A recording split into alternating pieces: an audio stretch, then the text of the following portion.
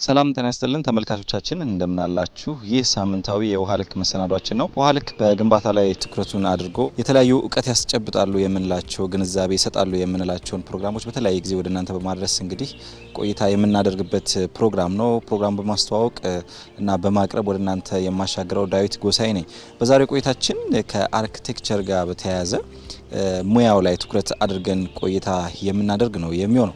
አሁን የሚገኝበት ቦታ በአዲስ አበባ ዩኒቨርሲቲ ስኩል ኦፍ ቢልት ኢንቫይሮንመንት ተብሎ በሚጠራው ወይም ደግሞ በቀደመ ስሙ ህንፃ ኮሌጅ ተብሎ በሚጠራው ግቢ ውስጥ ነው። እንግዲህ እዚህ በዋናነት የተለያዩ ዲፓርትመንቶች ቢኖሩም በዋናነት ትኩረት አድርገንበት በዛሬ ቆይታችን የምናደርግበት የአርኪቴክቸር ሙያን በተመለከተ ቆይታ የምናደርግ ነው የሚሆነው። ከዚህ ሙያ ውስጥ ደግሞ የሚወጡ ወይም እያስተማሩ ያሉ መምህራንና ተማሪዎች እንደዚሁ ደግሞ ባለሙያዎች ከቆይታ ስለምናደርግ አብራችሁ እንድትቆዩ ከወዲሁ ጋብዛለሁ። አጠገቤ እንግዳ ይዣለሁ። እንግዳ የራሱን በማስተዋወቅ ይጀምር። አንተ ብያለሁ። እንግዲህ ቲንግሬላ ማንም በል። እኔ አንተነህ ተስፋዬ እባላለሁ። በአዲስ አበባ ዩኒቨርሲቲ በኮሌጅ ኦፍ ቴክኖሎጂ ኤንድ ቢልት ኢንቫይሮንመንት በስኩል ኦፍ ቢልት ኢንቫይሮንመንት ውስጥ የአርኪቴክቸር ዲፓርትመንት ሄድ ነኝ። በአሁን ሰዓት ወደ አፕሮክሲሜትሊ ወደ 70 የሚሆኑ ስታፎች አሉን። እነሱን እና የትምህርት ሂደቱን አጠቃላይ አስተዳድራለሁ። በጣም ጥሩ ዶክተር። እንግዲህ ከጀርባችን ቤት ይታየናል። እንደው ከሱ መነሻ እንዳናረግ ብዬ ነው እንጂ ለጊዜው ለተመልካቾችም ለምን እዚህ ጋር ቆሙ ሊሉ ይችላሉ ብዬ ስላሰብኩ ነው ቅድሚያ ያነሳሁት። ግን አርኪቴክቸር ምንድነው?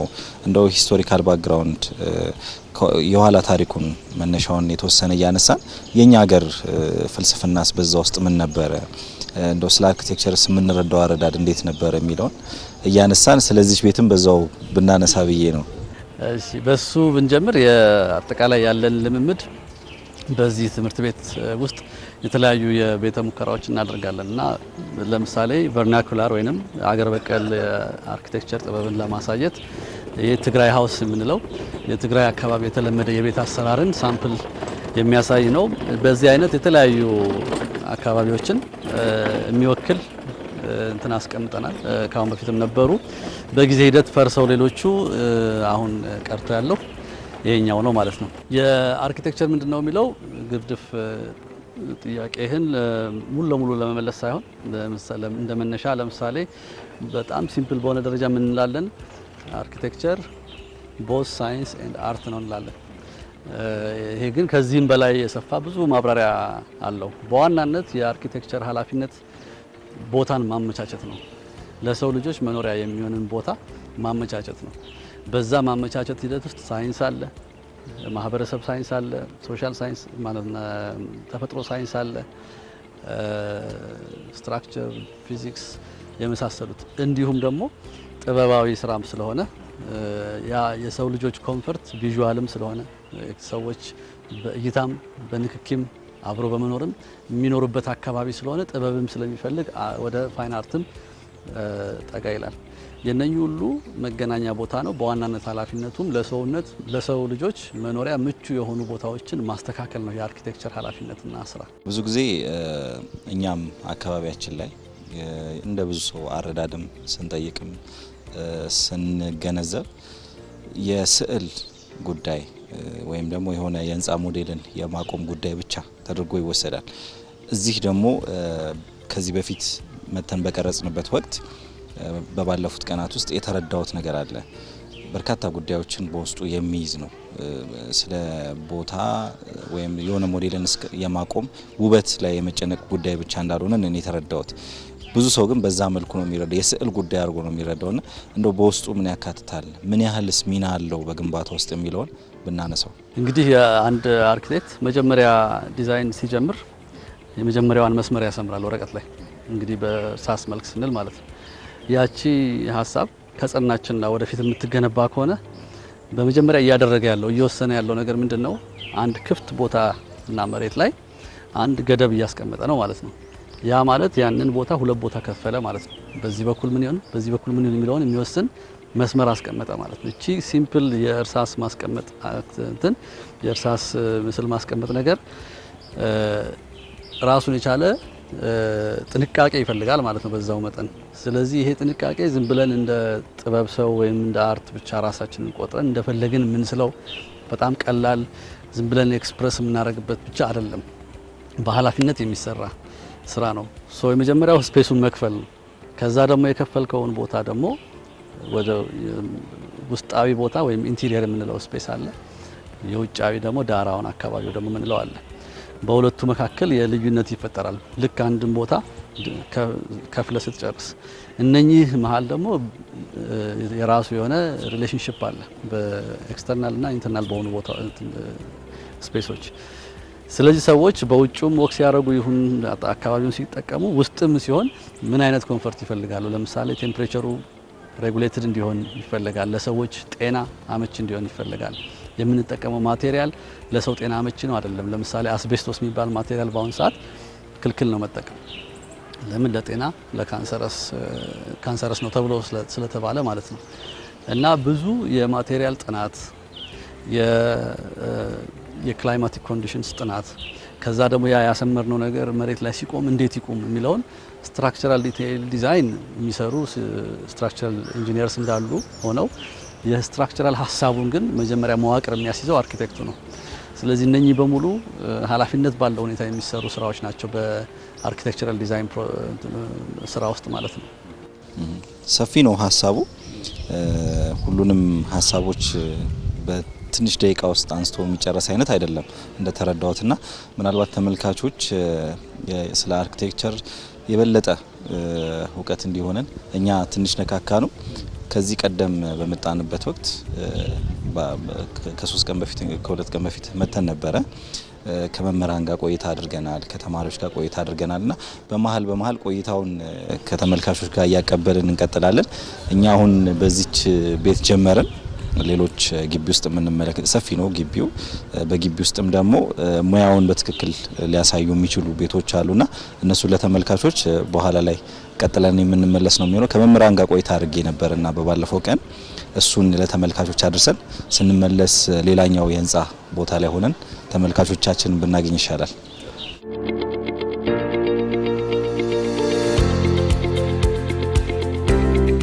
ከበደ አደራ እባላለሁ። በአዲስ አበባ ዩኒቨርሲቲ ስኩል ኦፍ ቢልት ኤንቫይሮንመንት በአርኪቴክቸር ዲፓርትመንት ውስጥ አርኪቴክት እና መምህር ሆኜ ነው የማገለግለው። እሺ፣ እኔ ፍቅረ ስላሴ አብይ እባላለሁ። እኔም እዚሁ በድሮ ህንጻ ኮሌጅ በአሁኑ ስኩል ኦፍ ቢልት ኤንቫይሮንመንት መምህር ነኝ። ስሜ ኢልሃም መሐመድ እባላለሁኝ። እዚህ የአዲስ አበባ ዩኒቨርሲቲ የዲፓርትመንት ኦፍ አርኪቴክቸር ሌክቸረር እና ኮርስ ኮኦርዲኔተር ነኝ። ስለ አርኪቴክቸር እንግዲህ ያነሳሳ ነው ዛሬ። አርኪቴክቸር ምንድነው? ጽንሰ ሀሳቡ ምንድነው?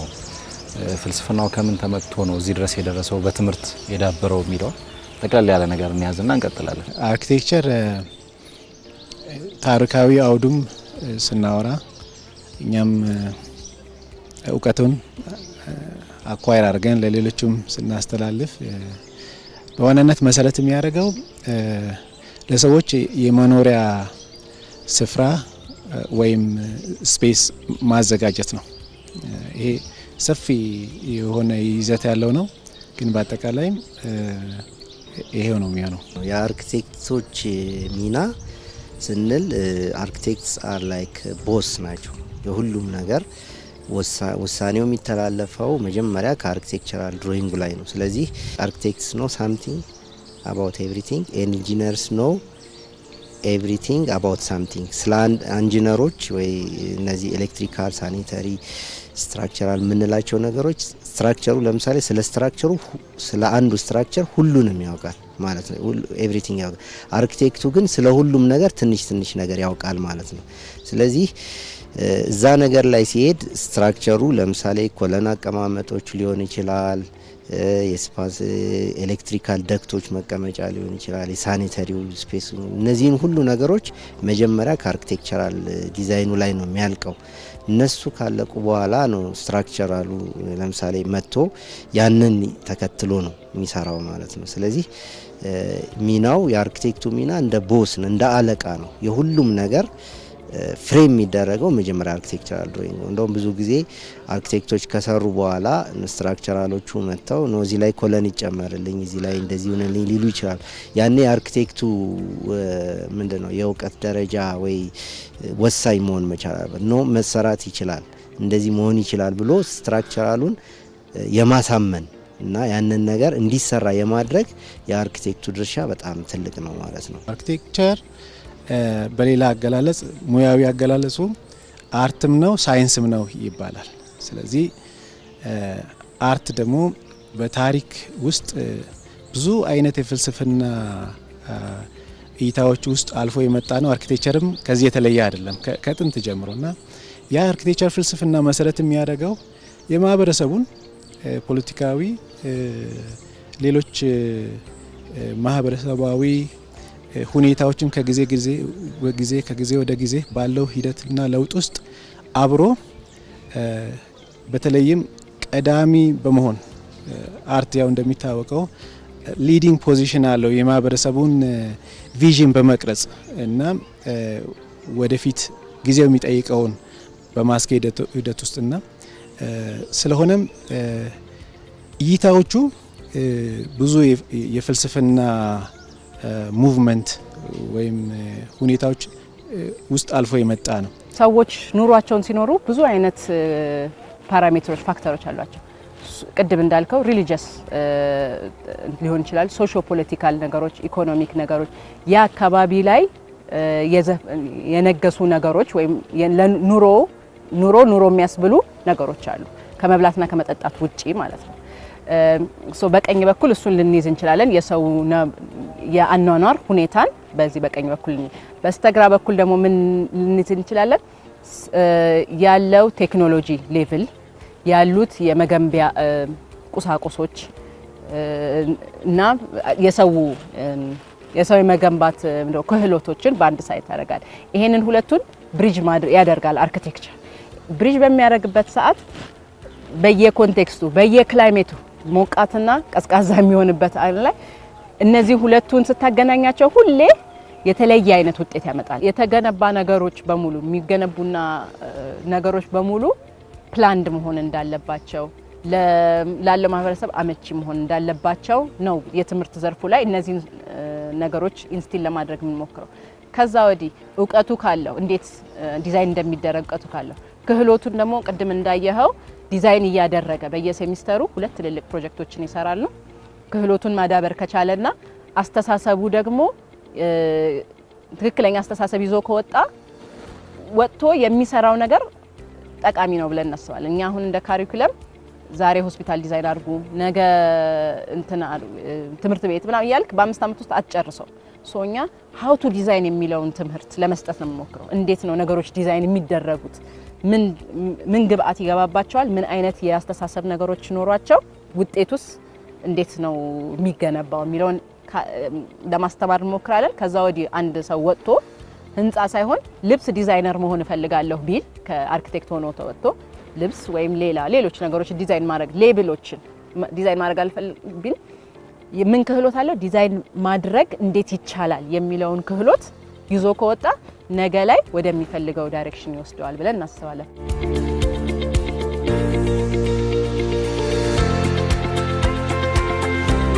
እንግዲህ ዶክተር ከመምራን ጋር ያደረግነውን ቆይታ ተመልካቾች እንዲያዩት ነበረ የጋበዝ ነው። ስለዚህ ህንጻ ትንሽ ማለት ያለብን ይመስለኛል። እኔ ቅድም እያልኩ ነበር በግል የተፈጥሮ ነገሮች አድናቂ ነኝ። አንዱ በቀላሉ ልናገኝ የምንችለው የሸክላ አፈር ነው። ከዛ ደግሞ ጡቦች ይሰራሉ። በጡብ የሚሰሩ ህንጻዎች ለኔ ልዩ ውበት አላቸው። ለየብዙ ሰውም እንትን ሀሳብ ነው ብዬ አምናለሁ። እንደዚሁ ደግሞ ከድንጋይ የሚሰሩ ቅድም እያነሳሁት የነበረው የብሔራዊ ቲያትር አካባቢ ያሉ ህንጻዎች ያላቸው የድንጋይ ቅርጽና ውበት ራሱ ልዩ ነውና ይሄም ለየት ያለ ነው ትንሽ ማለት እንችላለን። ስለዚህ ጥሩ ያው እንግዲህ አንደኛው አርኪቴክቸር ከሚፈጠርባቸው ነገሮች መካከል ቅድም ካልኳቸው ተጨማሪ ራሱ ማቴሪያሉ ነው። አንዳንድ ማቴሪያሎች በጣም ጠንካራ ባህሪ ስላላቸው ራሱን አርኪቴክቸሩን ይሆኑና ሙሉ ለሙሉ አርኪቴክቸሩን ራሱ ዲፋይን የምናደርገው ወይም የምንረዳው በዛ ማቴሪያል ማንነት ይሆናል። አርኪቴክት ሉዊስ ካህን የሚባል አሜሪካዊ አርኪቴክት አሁን በህይወት የለም። ፖፑላር አርኪቴክት ነው እሱ። እንዳውም አንድ በጣም ዝነኛ የሆነ ሌክቸር ያደረገው አለ የሆነ ዩኒቨርሲቲ ላይ ያለ ይመስለኛል፣ ኦንላይንም ይገኛል ይሄ ቪዲዮ። ምን ይላል? ብሪክ ዋት ዱ ዩ ዋንት ቱ ቢ ወይንም ጡብ እንደው ምን ላርግ አይነት ነገር ነው። ምክንያቱም በዛ ሀሳቢ ውስጥ ማቴሪያሉ ራሱ ወይም የህንፃ እቃው ራሱ የዲዛይን ውሳኔን ራሱ ጨርሶ ይመጣል። እንደዚህ አይነት ማቴሪያሎች ተፈጥሯዊ ማቴሪያሎች ያ ባህሪ ያላቸው ሌላ ነገር ብትጨምርባቸው ብዙ አይቀበሉም፣ መልካቸው አይመጣም። አሁን እዚህ ላይ ምንም ቀለም ብትቀባው ያው ተለምደውና ትኖራለህ እንጂ ውበቱን ግን ታጣለህ። መነሻ የነበረው ውበቱ ጠንካራ ነው። እንደዚህ አይነት ማቴሪያሎች አሉ። ጥሩነቱ ደግሞ ይሄን የቆምንበት ህንፃ በዶክተር ሙልጌታ መታፈሪያ የሚባሉ ካልተሳሳትኩኝ ወይ የመጀመሪያ ወይም ደግሞ ዋን ኦፍ የመጀመሪያው ኢትዮጵያዊ የአርኪቴክቸር ዲፓርትመንት ሄድ በዚህ ትምህርት ቤት የነበሩት እሳቸው የሰሩት ዲዛይን ነው። እሳቸው ደግሞ ቅድም የጠቀስኩልህ የሉኢካን ተማሪ ነበሩ። ስለዚህ እንደው ጊዜ ኖሮን ውስጡን በደንብ አናየውም እንጂ ኦሪጂናል የታሰበበት የዲዛይን እሳቤ እስከዛሬ ድረስ በጣም ጸንቶ ያለ በጣም የምንወደው በዚህ ግቢ ውስጥ ለተማሪዎች መኖሪያነት የምንጠቀምበት ህንፃ ነው ይሄ። በጣም ጥሩ ዶክተር፣ እንቀጥላለን። ከእናንተ ተማሪዎች ጋርም ቆይታ አድርጌ ነበረ። እንግዲህ የመጨረሻው የመመረቂያ ጊዜያቸው ተቃርቦ ፕሬዘንቴሽን ላይ ነበሩ እኛ ስናገኛቸው በቀደመው ጊዜያችንና የሚያቀርቧቸውን ዲዛይን ስንመለከት ነበረ። ፕሬዘንት ሲያደርጉ የነበሩበትን ሁኔታ ስንመለከት ነበረ። በጣም እያስገረመኝ ነበር ስመለከት የነበረውና እስኪ ከተማሪ ጋር ቆይታ ላድርግ ብዬ ከተማሪ ጋርም ቆይታ አድርገን ነበርና ተመልካቾች ከተመራቂ ተማሪ ጋር ያደረግነውን ቆይታ እየተመለከቱ እኛ ደግሞ በሌላኛው የግቢው ጫፍ ብንገናኝ መልካም ይሆናል ብዬ አስባለሁ። አብራችን ቆዩ። አሁንም ተመልካቾቻችን ውሃ ልክ ይቀጥላል።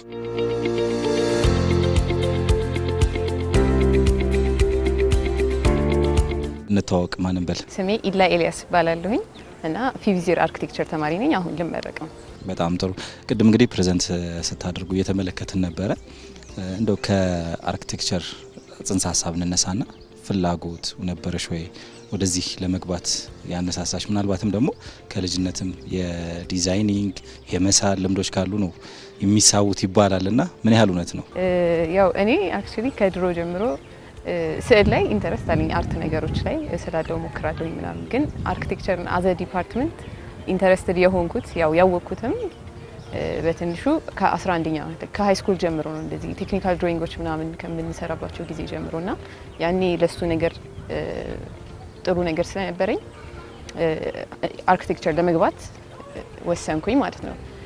እንደዛ ስንል ግን አሁን እዚህ ግቢ ከገባኝ በኋላ ያገኘሁት አርኪቴክቸር ትንሽ ለየት እንደሚል አውቄያለሁ። በተግባር ስትማሪው ደግሞ ለውጦች አሉት ማለት ነው። መጀመሪያ እኔ አሶሺየት ያደረኩት ዲዛይን የሚለውን ሀሳብ ጀስት ብዙም እንደማይከብድና መጨረሻ ላይ ያሉት ይሄ ድሮይንጎች ምናምን በጣም ብዙ ሰዓት እንደሚወስዱ እና በቃ ቴክኒካል የሆኑ ነገሮች እንደሚበዛ ነበር የማስበው። ግን ምንድነው እዚህ ግቢ ስንገባ ያው 5 አመት ነው። ግን የመጀመሪያው አመት ያው ፍሬሽማን ኮርስ የምንለው ነው። ዋናው የሚጀምረው 2ኛ አመት ጀምሮ ነው ማለት ነው። የመጀመሪያ ዲዛይን ስቱዲዮአችንን የገባ ነው እና ዲዛይን የሚለውን ፕሮሰስ የሄድንበት ከዛ ጊዜ ጀምሮ ነው። ምንድነው ሰከንድ ይር ላይ መጀመሪያ ያው የሆነ ጽንሰ ሀሳብ እንድንፈጥር ነው የሚደረገው። ከዛ ያንን ሀሳብ ምንድነው የተለያዩ ነገሮች እየጨመርንበት ለምሳሌ ላይክ ይሄንን ስፔሱን እንዴት ነው ዲፋይን የምናደርገው፣ ስትራክቸራሊ እንዴት ነው ዲፋይን የምናደርገው፣ የምንጠቀማቸው ማቴሪያሎች ምንድናቸው፣ ማን ነው እዛ የሚገለገለው የሚጠቀመው፣ ከዛ እነዛ ጥቅሞች እንዴት ነው የቱ ጋር ነው መሆን ያለባቸው፣ አንድ ህንፃ ውስጥ ሁሉንም ነገር እንዴት ነው ከመጀመሪያው ጀምሮ ከሚሰራበት ቦታ ጀምሮ እስከ መጨረሻ ላይ ምንድነው የሚመስለው ያ ህንፃ ቪዥዋላይዝ ሲደረግ የሚለውን መስራት ነው። ያንን ደግሞ ፕሮሰሱ ምንድነው እዚህ ግቢ በየሳምንቱ የሆነ ከመምህሮቻችን ጋር የሆነ ፕሮግረስ እያመጣን ያን ነገር ኮንሰልት መደረግ ነው እና በየሳምንቱ ያን ነገር ፕሮዲስ ማድረግ ትንሽ ሰከንድ ይር ጀምሮ ይከብዳል እና እሱ ነው በቃ ይሄ ሰከንድ ይር ላይ ጭንቀት ይፈጥራል። ግን ከዛ ጊዜ ጀምሮ እንዴት ነው ፕሮሰስ በቃ ተደጋጋሚ ነው። ከመጀመሪያው እስከ መጨረሻው በየሴሚስተሩ የምናደርገው ፕሮሰስ ስለሆነ እየለመድ ነው እንመጣለን ማለት ነው።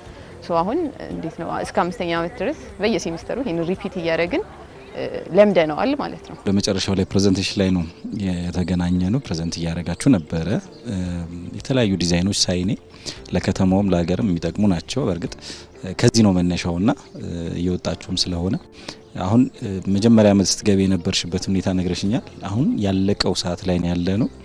የሰራችሁት ዲዛይን ፕላን አለና ፕሬዘንት የምታደርጉበት መንገድ ዲዛይን ከራስ ፈጠራ ከማቅረብ አኳያ እንደውም ሰዎች ቅድም እያልኩሽ ነበር ስለ ወረቀቱ ሁሉ ፕላን የሚደረግበት ወረቀት ሁሉ ላያውቁ ይችላሉ። ሞዴል የምትሰሩባቸው መንገዶች እስኪ ትንሽ እሱ ላይ ገለጻ አድርጊልኝ። ለነሱ እንዴት ነው የምንዘጋጀው? ያው የሰራነው ነገር አለ ኦብቪየስሊ፣ ግን እሱን ለማቅረብ አሁን የራሱ በቃ ይሄ እነዚህ ወረቀቶቹ እንዴት ነው እንደ ፓነል ዲዛይን ይደረጋሉ። ከመጀመሪያው ያጠናነው ነገር ምንድነው? ካጠናነው ነገር ደግሞ እንዴት ነው ወደ ዲዛይናችን የወሰድነውን ነገር ምንድናቸው? እንዴት ነው የወሰድነው? ከዛ ደግሞ በጣም ቴክኒካል የሆኑ ነገሮች ማቴሪያሉ፣ ስትራክቸሩ እንዴት ነው የሚሰራው፣ ፋሳዱ እንዴት ነው የሚሰራው የሚሉትን ነገሮች እናስቀምጣለን። ከዛ ውጪ ደግሞ ድሮይንጎቻችንና ይሄ ቪዥዋላይዜሽኖቹን እናስቀምጣለን። ሶ በዛ በኩል ያለፍንበትን ፕሮሰስ እንዴት ነው በዛች 20 ደቂቃ ራሳችን አቅርበን መጀመሪያ እንደገና ጥያቄን በመመለስ ያን ነገር ማስረዳት እንችላለን። ሶ ምንድነው በቃ ያንን ፓነል ሶፍትዌሮች ላይ ምናምን ካዘጋጀን በኋላ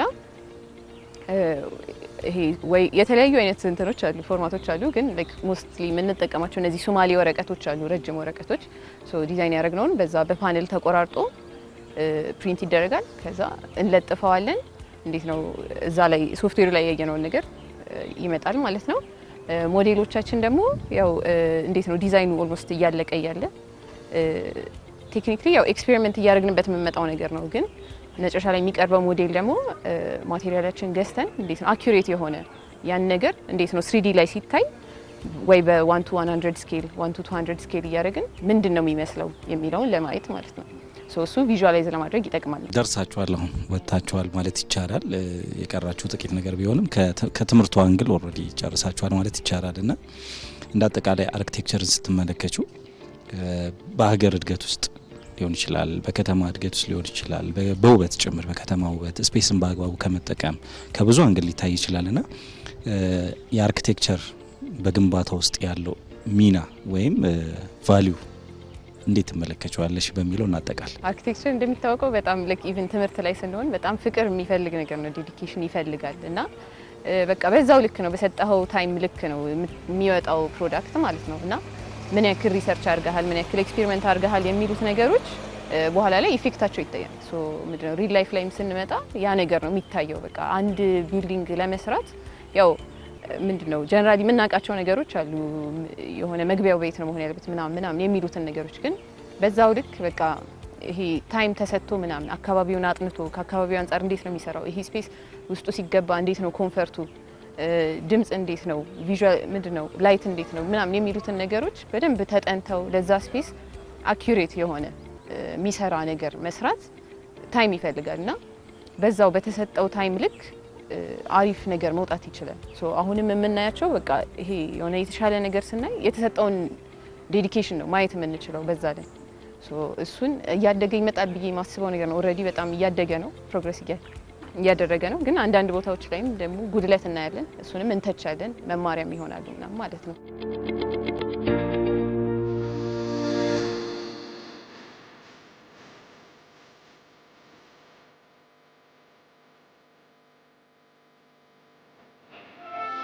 ተመልካቾቻችን እንደቀጠልን ነው የምንገኘው። በአዲስ አበባ ዩኒቨርሲቲ ስኩል ኦፍ ቢልት ኢንቫይሮንመንት ግቢ ውስጥ ነው የምንገኘው። በተለምዶ እና በቀድሞ ስሙ ህንጻ ኮሌጅ በሚባለው ውስጥ ነው ያለ ነው።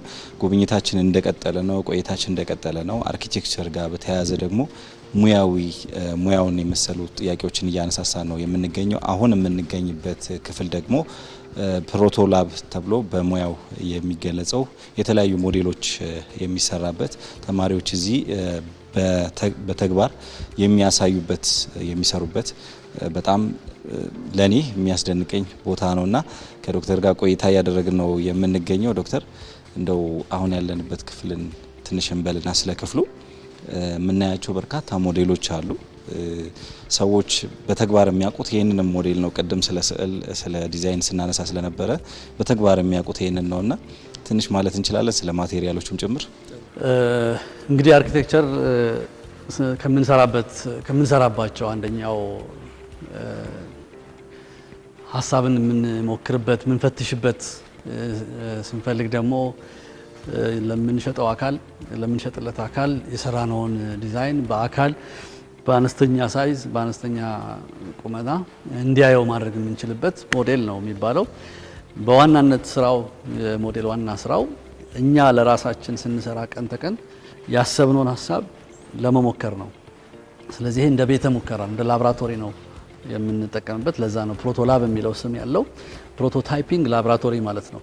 ፕሮቶታይፒንግ ማለት ደግሞ ሳምፕል ወይም የሙከራ ናሙና ቴስት የማድረጊያ ማለት ነው። ስለዚህ አንዳንድ የአርኪቴክቸራል ዲዛይን ሀሳቦቻቸውን ተማሪዎች እዚህ ቁጭ ብለው ይሞክሩታል፣ ይሰሩታል፣ በተለያየ ማቴሪያል ቴስት ያደርጉታል።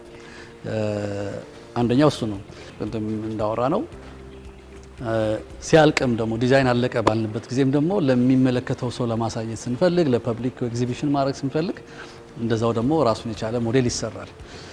እዚህ ውስጥ የምታገኛቸው ለምሳሌ እዚህ ጋር የምናያቸው በተለያየ ማቴሪያል ተማሪዎች የሞከሯቸውን ቴስት ያደረጓቸውን ስራዎች ነው። ሲፈትሹበት የነበረውን ስራ ነው። ቢልዲንግ ወርክሾፕ የሚባል ኮርሶች አሉን። ከነሱ መካከል በእነሱ ትምህርቶች ላይ ለምሳሌ ቅድም ስናወራ እንደነበረው በጡብ ሲሰራ እንዴት ይሆናል የሚለውን እዚህ ጋር ለምሳሌ ተማሪዎቹ ራሳቸው ጡብ አምጥተው አብኩተው ልክ እንደ ማንኛውም ሸክላ ሰሪ እንዴት ምን የሚመስል አርኪቴክቸር መስራት ይችላል ይሄ ማቴሪያል ያሉ ቴስት ያደርጉታል። እስከ በቃ አቅሙ እስካልቻለ ድረስ እስከሚፈርስ ድረስ ያለውን ላይ ሞክሩበታል ማለት ነው። በተለያየ ማቴሪያል ኮንክሪትም ቢሆን እንጨትም፣ ባምቡ ወይም ሸንበቆ ምንለው ሌሎችም ማቴሪያሎችን ይሞክራሉ በተለያየ ሞዴሎች ማለት ነው። እንደው ደግሞ በጣም ተማሪዎች ኖረው ደግሞ ብትመጡ ደስ ይለን ነበር። ምክንያቱም በጣም ጩኸት ያለበት እዚህ ጋር ለምሳሌ ብዙ ማሽኖች ታያለ። ተማሪዎች እንጨት የሚቆርጡበት፣ የሚቀጠቅጡበት፣ የሚሰሩበት ኬኦቲክ ሆኖ እንደው እንደ አንድ ፋብሪካ ነው እዚህ ውስጥ ያለው ባህሪ የሚታየው ባህሪ አቧራው ምኑም በቃ ስራውም ልጆች እጅ በእጅ የመስራት ልምምድን ማዳበር አለባቸው። እንደውም ተስፋ የሚያስደርግ ነው። አሁን እኛ ብዙ ጊዜ የሆነ ነገር መገንባት ከቢዝነስ አኳያ ምናምን ነው የምናስበው። ከከተማው ውበት ከተማው ላይ ከሚፈጥረው የቱሪዝም ተጽዕኖ ምናምን አኳያ ብዙ አናስብም። አሁን ብቅ እያሉ ነውና እነዛ ነገሮች በቀደምትነት እዚህ ታስበው እዚህ ሞዴል ተደርገው የነበሩ ናቸው። አሁን ከተማ ላይ የምናያቸውና በጣም የሚያምር ነው። ተመልካቾችም እንደሚወዱት ተስፋ እናደርጋለን። ሌላኛው የግቢያችን ቦታ ደግሞ እንሄድና ቆይታ እናደርጋለን።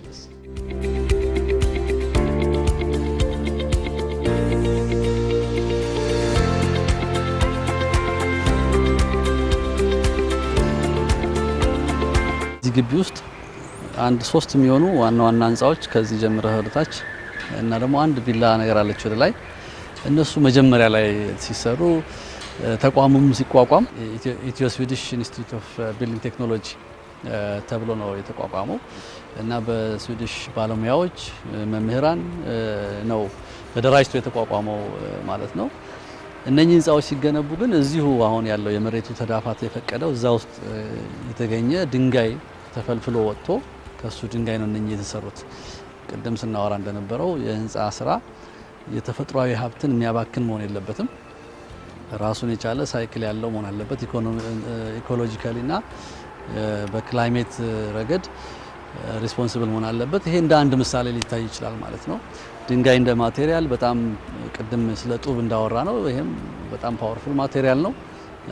ውስጡም ደግሞ በጣም ቆንጆ ክላይሜቱ አመቺ የሆነ ቀዝቀዝ ያለ ከአካባቢ ሁኔታ ጋር እና ደግሞ ከዚህ ተጨማሪ እንደው ግቢውን ድባቡን አይተህ ከሆነ በጣም ብዙ የቆዩ ዛፎች ያሉበት ነው። በደንብ የሚጠበቁ ከተፈጥሮ የበለጠ አርኪቴክቸር ወይም ከተማ አለ ብለን አናምንም። ግን ደግሞ ተፈጥሮን እያስመሰልን መስራት ከቻልን የተፈጥሮን ባህሪ የዛፍን ባህሪ እያስመሰልን ለሰው ልጅ አመቺ ነገር መስራት የተሻለ ይቻላል፣ ለኢንቫይሮንመንቱም ሳንበክል የሚል እሳቤ አለ። ይሄንን የምናስረዳበትም እድል ይፈጥርልናል። ይሄ አመሰራረቱ ጋር የተያያዘ ነው የድንጋዮቹ ህንጻዎች። በጣም ነው የማመሰግነው። በቆይታችን ተመልካቾችም እኔም በርቱ ጉዳዮችን አንስተናል ብዬ አስባለሁ። ለነበረን ጊዜ እናንተም ለሰጣችሁን ጊዜ ከልብ ነው የምናመሰግነው ዶክተር። በሌላ ጊዜ እንግዲህ በሌሎች ጉዳዮች ላይ ደግሞ ተመልሰን እንደምንገናኝ ተስፋ አደርጋለሁ። እጅግ በጣም አመሰግናለሁ። ጥሩ፣ እኛም እንግዲህ ጥሩ አስተናግደናቸዋል ብለን ተስፋ እናደርጋለን። አርኪቴክቸርን ቁም ነገር ብላችሁ ይዛችሁም እናንተም ፕሮግራም ስላዘጋጃችሁ በጣም ነው እናመሰግነው። በተለይ በዚህ በአሁኑ ወቅት በከተሞቻችን ላይ ብዙ የሚሰሩ ነገሮችን ባየን ቁጥር ማህበረሰብ ደግሞ የምናቡ እየተከፈተ ይመጣል። ማህበረሰቡ ምናቡ ሲከፈት ደግሞ ተገቢው ኢንፎርሜሽን ሊደርሰው ስለሚያስፈልግ ስለ አርኪቴክቸር በዚህ ሰዓት ጥሩ ግንዛቤ እንዲያገኝ ይህን ፕሮግራም ስላዘጋጃችሁ እናመሰግናለን። ተመልካቾቻችን በቆይታችን እንደተገነዘባችሁት እንግዲህ በአርኪቴክቸር ሙያ ላይ ትኩረቱን አድርጎ የዛሬው መሰናዷችን የውሃ ልክ ፕሮግራማችን ቆይታ አድርጓል።